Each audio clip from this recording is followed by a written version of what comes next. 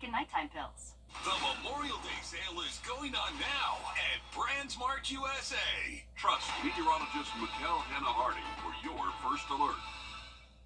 You can find ice-cold refreshment right here at Parker's Kitchen. Cool off with a large fountain drink for just 99 cents. That's a huge sweet tea for less than $1 at Parker's Kitchen. Live from Augusta, breaking news. Good afternoon. We begin with this breaking news out of Richmond County, where a woman is dead after a shooting in broad daylight just hours ago. Investigators say it happened right after 1:30 at a very busy intersection. We're talking about Druid Park Avenue and Walton Way as you go up that hill. And here's what the scene looked like less than an hour ago, where that shooting happened near the Checkers and the Wendy's there. Investigators say when deputies got there, they found the woman, a victim there, shot at least one time. The coroner says she died there at the scene. Augusta University, with the medical campus and the Somerville campus on either side of this crime scene, sent out a JAG alert earlier saying the suspect is on the run, but there was no threat to the campus. The alert also says the suspect took off in a 2019 black Chrysler with Georgia plate CPJ 8358. Again, that information comes to us from Augusta University. We're trying to learn more from the sheriff's office on the shooting suspect, and we'll pass that along as this case unfolds this afternoon. Another big story we're covering today is the Georgia primary. We have live team coverage from the polls, but first, let's check in with First Alert meteorologist Emily Acton. And Emily, the weather is no excuse to stay home today. Oh, it is not. It is beautiful out there throughout the whole day today. That's going to continue into our evening. So if you're getting off work, maybe a little early, go out to the polls. Great weather conditions expected. We'll still be in those middle 80s for the rest of our evening. Once we hit sunset, that's when we'll drop off into those upper 70s and then cool off possibly into those lower 50s overnight tonight. But here's a look at Beach Island. A little bit of cloud cover out there, but hey, that'll just give you a little bit of shade. Because again, we are pretty warm sitting at 85, but those dew points are low in those upper 50s, so it feels nice and crisp out there. We're not seeing high humidity levels, so definitely a beautiful afternoon in store for us. And like I said, this evening, we're going to be wrapping up after sunset into those 70s and then 60s after that. And like I said, Richard, we could possibly see those upper 50s again. If not, we'll be in those lower 60s for the overnight lows tonight. Beautiful shot there from Beach Island today. It's a nice looking afternoon.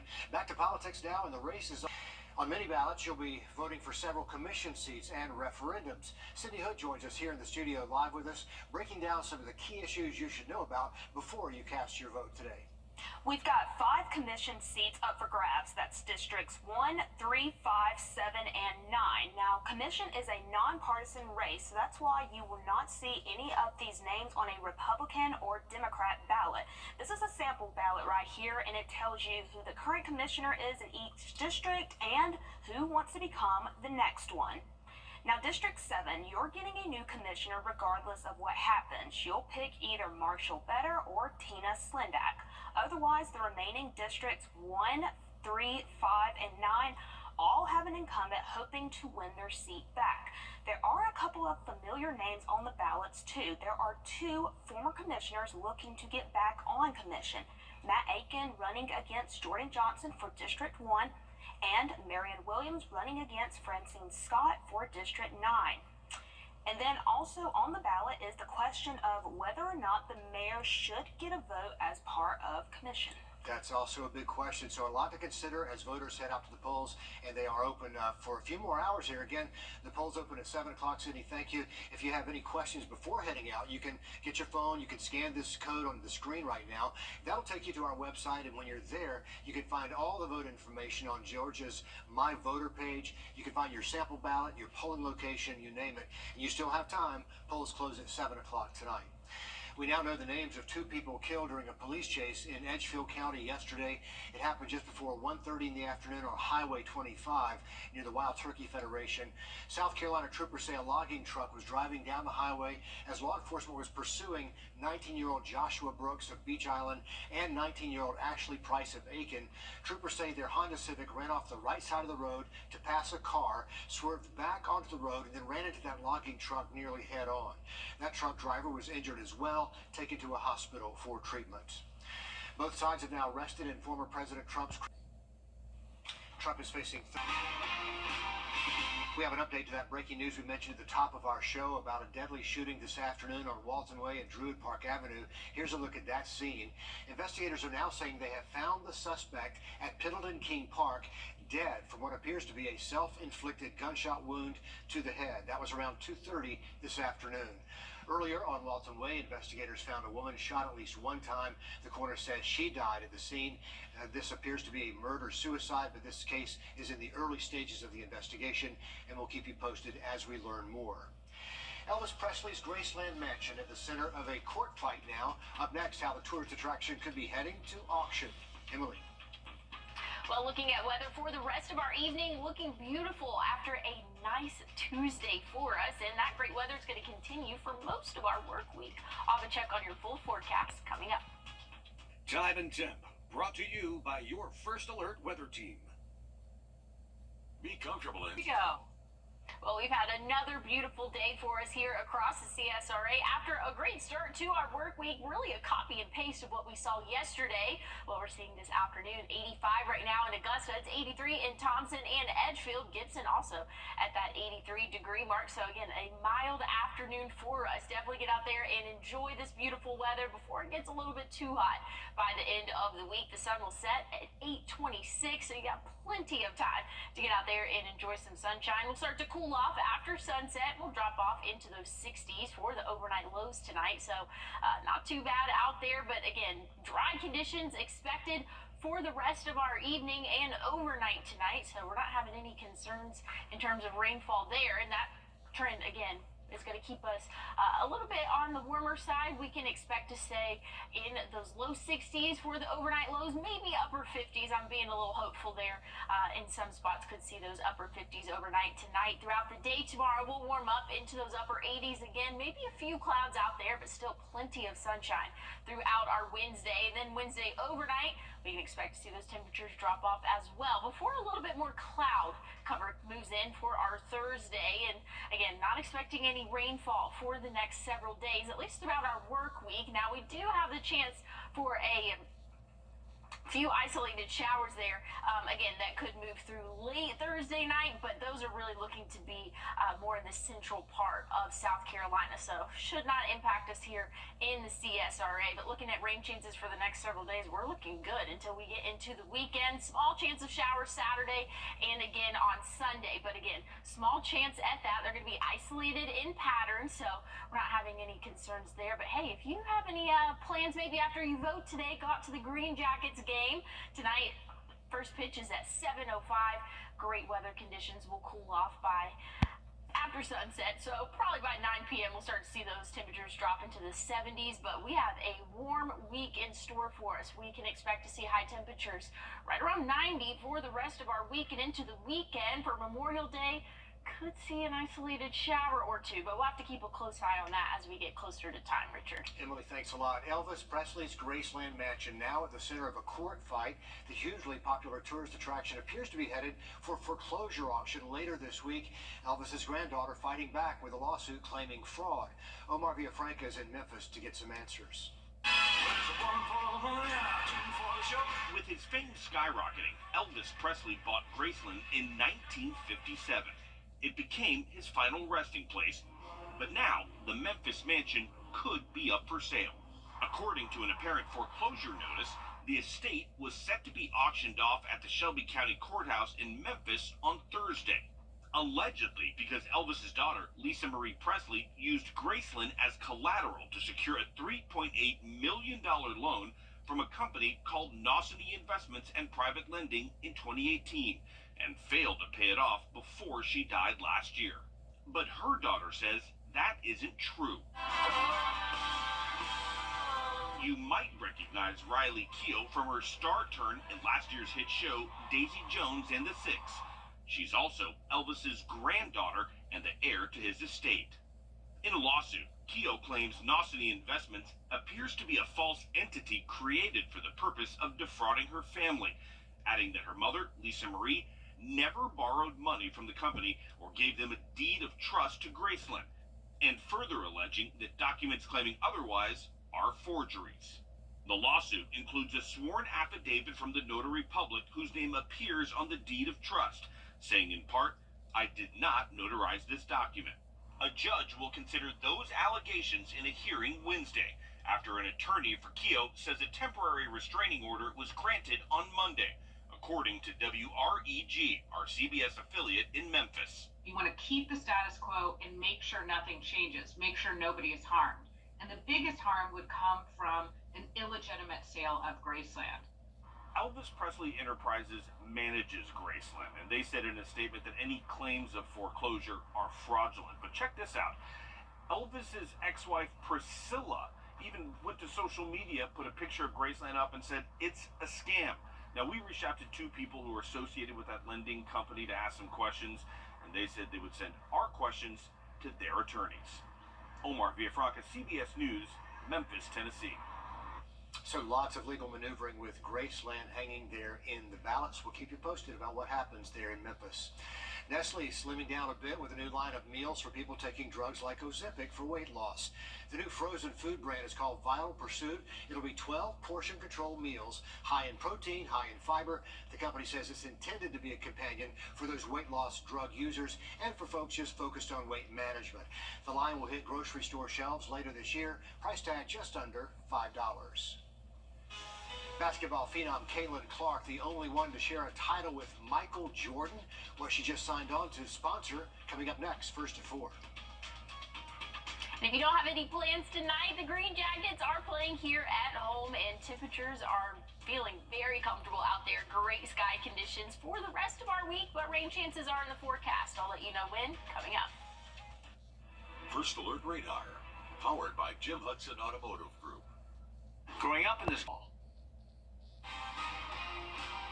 We have some breaking news out of Gainesville, Georgia from high school golf. Lakeside boys are now Class 6A state champions. They started this day 7 strokes back. In third place, they made a final round charge to win it all. Lakeside sophomore Hamilton Coleman winning the individual title, going 70 and then 69 to secure that win. Dan Booth, our sports director, will have more coming up later on in sports. But congrats to the Panthers on a state championship. Emily. Yeah, that is awesome. Big congratulations to them over there. I want to take a look at the 7-day. Not looking too bad. We do have some storms in the forecast, but hey, we're looking really nice for the next couple of days, at least throughout our work week. Temperatures tomorrow will warm up into those upper 80s for us, but again, we have election day today. We have a lot going on. Still beautiful out there throughout the rest of our afternoon, and really even into the overnight hours, looking great out there. So by the time the polls close, we'll be dipping off into those 70s, but overall, very warm stretch for us coming up. Especially, we've seen middle 80s, so pretty mild temperatures for the past 2 days, but tomorrow we'll be in those upper 80s and then 90s throughout the rest of the week and into the weekend. Memorial Day, we are tracking some showers, unfortunately, so that's something that we'll keep a close eye on, but overall, not looking too bad for the next 7 days, Richard. Grant me help. And to meet any of the young basketball phenom Caitlin.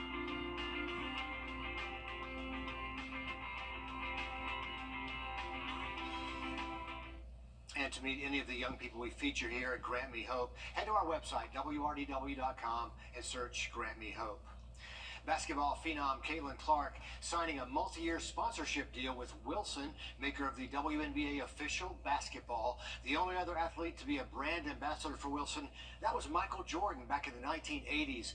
The signature ball will be gold and white with personalized engravings of the Indiana Fever star. The initial rollout will highlight some of Clark's accomplishments, including breaking the all-time NCAA scoring record. So good for her, still making history in the sports world. Well, looking at weather conditions for the next several days, I would say that we are having great conditions. We are in the go there for any outdoor plans for you. Going to be on the warmer side, though, and make sure that you have that sunscreen on. I'll have a final check on your forecast coming up. Hey guys, it's Anna Grisworth. Save your roof, save your money.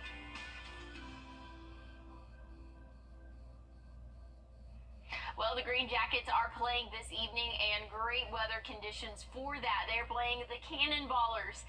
And again, first pitch is at 7:05. Great sky conditions, so head out there to the ballpark. First pitch, again, like I said, it's at 7:05. We'll be in those 80s still, so a little bit warm out there. But by the time maybe fifth inning, we can expect to see temperatures drop off into those 60s. So by the time that the night is done, we will be in those 60s, so a little bit mild for those overnight temperatures. Tomorrow, another warm day in store for us. Plenty of sunshine, a little bit of fog though early in the morning, so make sure you give yourself a couple extra minutes on your morning commute. But by the afternoon, we'll be cruising in those middle and upper 80s. So again, a very warm Wednesday in store for us, and that trend is going to continue for the rest of our work week. We can expect to see that 90-degree mark by Thursday. I'm not quite looking forward to that 90-degree just yet, but it's here, and it's going to be here for the rest of our work week and into the weekend. Memorial Day looking warm, but we are tracking a chance of showers, so that's something that we'll have to keep an eye on throughout the rest of the week and the weekend. Richard. And there is much more news and weather ahead. First at 4 continues right after this break.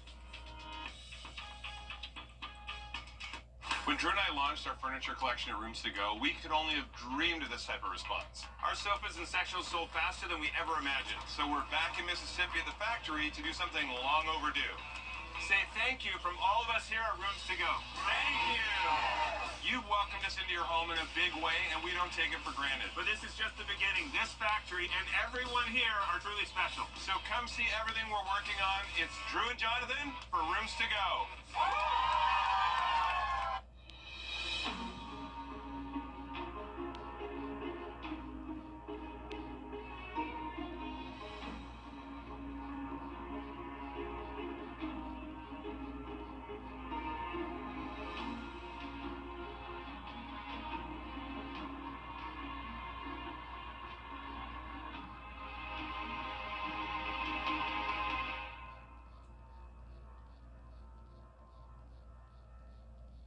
Are you in need of 706-868-1234. Even Hopkins Roofing, we get to the roof of the problem. You're watching News 12, First at 4. Continues. And welcome back. First at 4 continues with our coverage of the Georgia primary. You still have a few hours left before those polls close at 7 tonight. First Alert meteorologist Emily Axon says, don't afternoon. Yes, it definitely is a beautiful afternoon, shaping up for a beautiful evening, and you still have several hours to go out there and vote, but great sky conditions will be in store. Maybe on your drive there, current temperature sitting at 85 right now here across the CSRA, but those dew points, that's really what I'm enjoying out there right now. We're sitting in those upper 50s, so drier air for us. You're not feeling that yucky humidity as you go out the door, so you can kind of enjoy this warmth out there in those middle 80s, but again, we are seeing dry conditions for the start and end of our afternoon and into our evening for us. Now the rest of the overnight hours will slowly but surely drop off after sunset. We can expect to see temperatures in the 60s by 11 p.m. and by those lower 60s and upper 50s for those overnight lows. So a mild start to our Wednesday, Richard, but we have some rain in the forecast, and I'll let you know when coming up. Sounds good, Emily, thanks. In Richmond County, voters are casting a ballot. County investigators still searching for a 13-year-old who's been missing since December of last year. Jamani Barker last seen running from her home on Spicewood Drive. Investigators say she's a frequent runaway. If you know where she is, call the number here, 706-821-1080. President Biden's well, these days, firefighters include males and females. Up next, how some women first responders are showing their importance in this life-saving role. Emily. We still have several more hours that the polls are open and great weather conditions expected for the rest of our evening. Overnight, we'll drop off into those upper 50s, but very warm temperatures expected for the next several days. I'll tell you all about it after the break.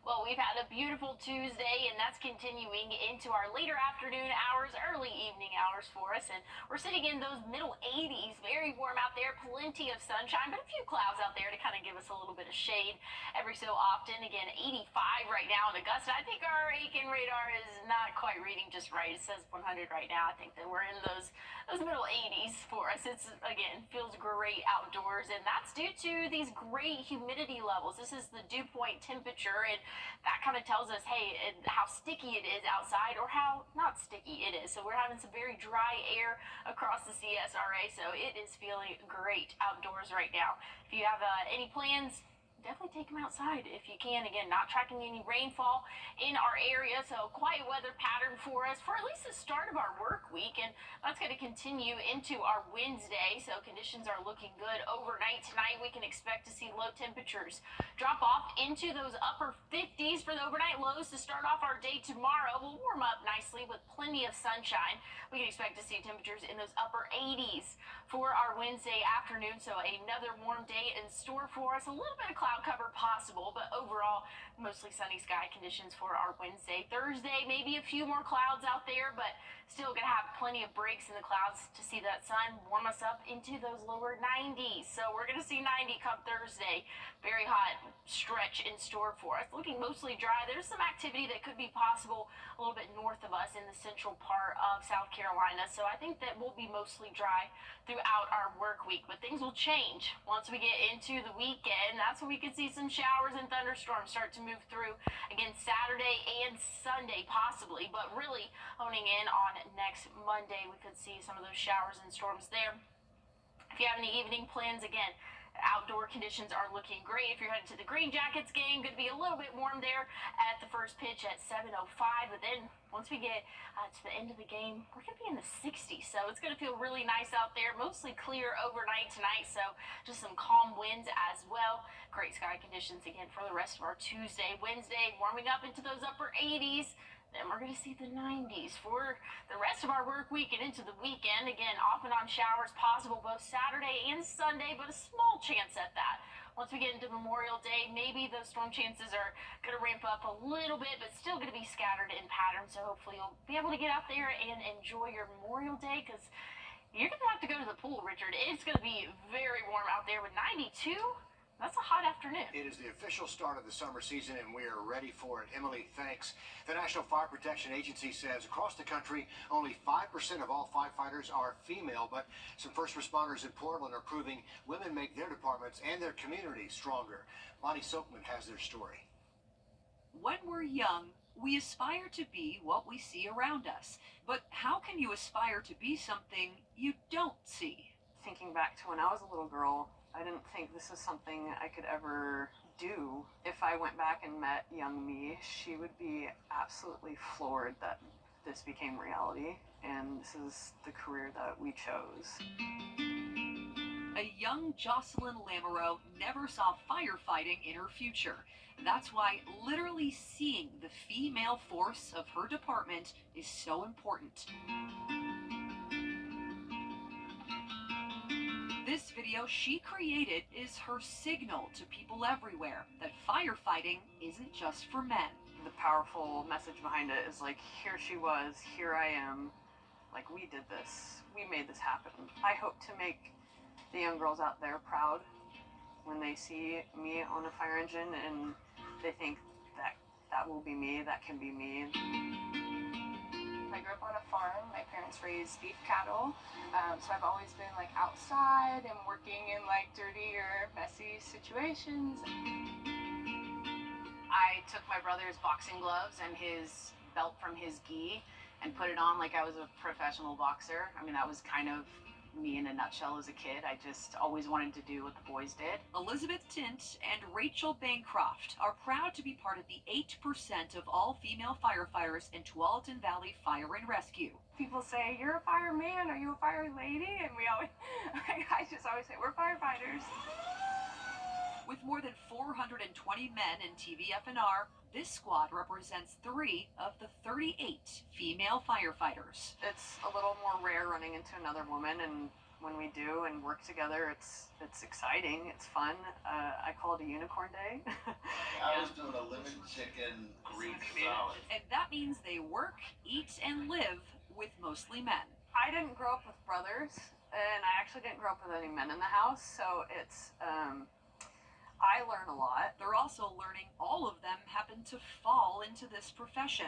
The idea of firefighting just wasn't on the radar. I really had to figure out everything by myself. I didn't actually know this was an option for me. And they know many women don't apply because of a misconception. that women physically don't have what it takes. The challenge is there for everybody in terms of testing. There's no difference between females and males in testing for firefighting. There's no difference. It's a lot more cerebral of a career than one might think. It's not just physical. You can 100% do it. A smaller stature in this profession can actually come in handy for those hard to reach places. It's not a limitation, unlike their gear, which is all designed for men. For safety gear, turnouts, facilities, traditionally and still is tailored toward men, and the gear is already cumbersome enough for everyone. And that's why seeing these faces is vital for the next generation, so they can enter a world designed to include them. I love watching it. It's so powerful. I'm hearing from men in the department about how their daughters are seeing it. It sounds so cheesy, but we are the future. And that picture campaign is a great idea. Good to see them doing that. Well, just ahead, it's the Taylor effect. The Swifties showing up overseas, causing another economic boost there. We'll take you there when First at 4 continues. Well, pool weather is officially here. We can expect to see high temperatures in those upper 80s tomorrow afternoon, so get ready to hang out by the pool. Summer is almost here. I'll have a check on your summer forecast coming up. Well, we've had a beautiful start to our work week, and temperatures are only going up from here. We can expect to see highs in those upper 80s Wednesday, Thursday, and Friday will be in the 90s, and that's going to continue for the rest of our week and into our weekend. But let's take a look at what you can expect tomorrow. Here's a dog walking forecast for you. Take your furry friend out on a walk tomorrow before it gets too hot, and we're seeing those 90s, and again, that's what we're expecting throughout the rest of the week. Phoebe gives tomorrow a green paw print. Take your furry friends out there on a walk. But again, some storm chances are in the future, Saturday and Sunday. An isolated shower possible, but we're still going to be cruising in those 90s, so it's not going to help us cool off at all. By Memorial Day, we could still see some more widespread showers and thunderstorms, but again, only a 30% chance, so don't cancel any plans just yet. It still could be mostly sunny throughout the afternoon, but just know that there is a small chance to see those showers. But Richard, this is a summer forecast. If I've ever seen one, we're sitting in the 90s. I'm not quite ready for it, but it's here. Here it comes. Emily, thanks. The FAA is under some new pressure to look at the size and safety of airplane seats. Airlines, as you know, have been shrinking seats for years, leading Congress to order the FAA back in 2018 to set and test new standards. It's to make sure passengers can actually evacuate in 90 seconds or less. But the people in the test were all able-bodied adults under 60 years old, and they didn't face any real-life obstacles. When you saw how they did this testing the first time, what went through your mind? I was incredulous. Is this really what they did? I thought it was a joke. So Congress is giving the FAA 1 year to redo that testing. This time, it has to factor in how real-life conditions, including children, senior citizens, and the disabled, carry-on bags, and all the rest, will impact those evacuation times. Of course, summer travel is ramping up, and the TSA says this will be the busiest travel season ever.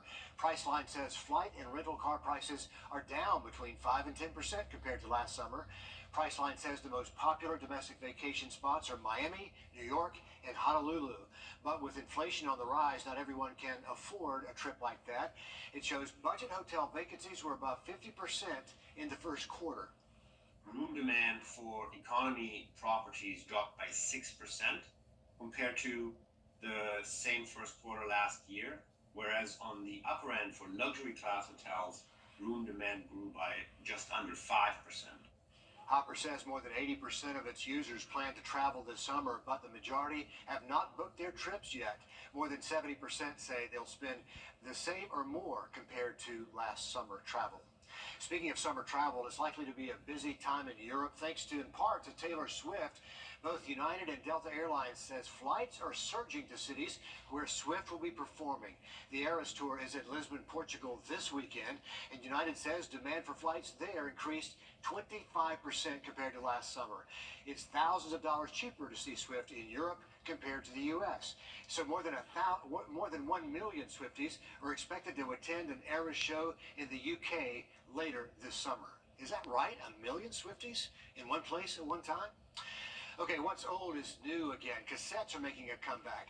The portable, erasable, and inexpensive cassette tape creating a pop culture movement back in the 1980s, and they've seen a surge in popularity in recent years with a more than 400% increase in sales from 2015 to 2023. We're talking cassette tapes here. Smaller labels are finding it cheaper and easier to sell the tapes, and it also gives artists some flexibility. You can put different lengths on them. You can, especially if you have music that's a little bit longer than conventional. You know, if your songs are longer than 5 or 10 minutes, there's something kind of more personal and more portable, more accessible about cassette tapes.